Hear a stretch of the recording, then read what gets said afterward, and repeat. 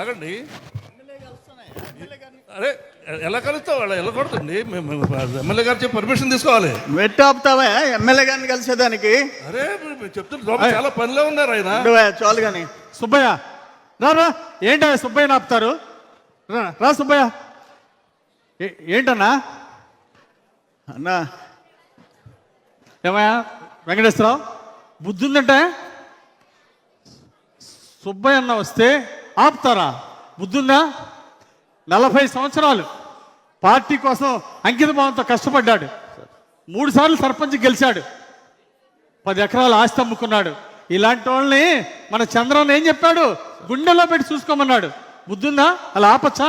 Sir అన్నా చెప్పు. అన్నా, దేవుడు ప్రసాదం, నా బిడ్డ ప్రాణం కాపాడారు.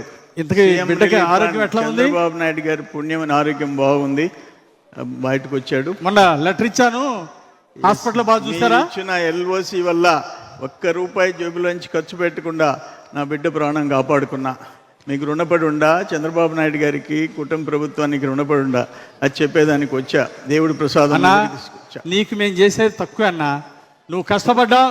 దుర్మార్గ పాలనలో 16 కేసులు, తప్పుడు కేసులు పెట్టారు నీ మీద, జైల్లో పెట్టారు. అయినా నువ్వు ధైర్యంగా నిలబడ్డావు. మొన్న ఎలక్షన్లో 50 లక్షలు ఇస్తానని నీకు ఆశ చూపించినా నా కాలి గోడుతో సమానం. నేను పార్టీ వదిలి రాను, తెలుగుదేశం వదిలి రానని మా కోసం నిలబడ్డావన్నా, జెండా కోసం నిలబడ్డావన్నా. మీకోసం చంద్రన్న, ఇది నా గొప్పతనం కాదన్నా.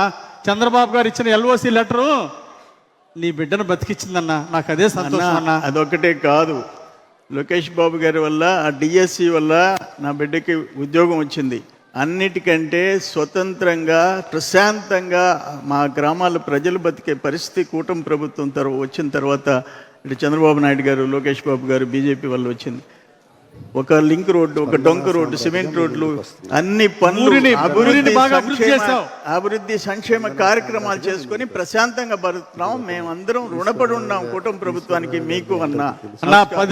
సంతోషం అన్నా. 10 ఎకరాల్లో పోయిందనే బాధ లేదన్నా నీకు. నీ ఊరిని బాగు చేసుకున్నామనే తృప్తి ఉందన్నా నీకు. నీలాంటి వాళ్ళు కావాలన్నా.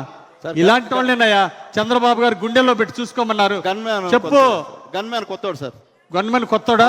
ఇంకోసారి ఇలా జరగకూడదని చెప్పు. అట్లాగే సార్. పర్వాలేదన్నా. అన్న చంద్రబాబు గారు ఊడుకోడు. అట్లాగే సార్. కొత్తోడు ఉన్నటువంటి పర్వాలేదన్నా. ఓకేనా? ఏమనుకోకన్నా. ఏం లేదు. నమస్తే. నమస్కారం. నమస్తే. నమస్కారం.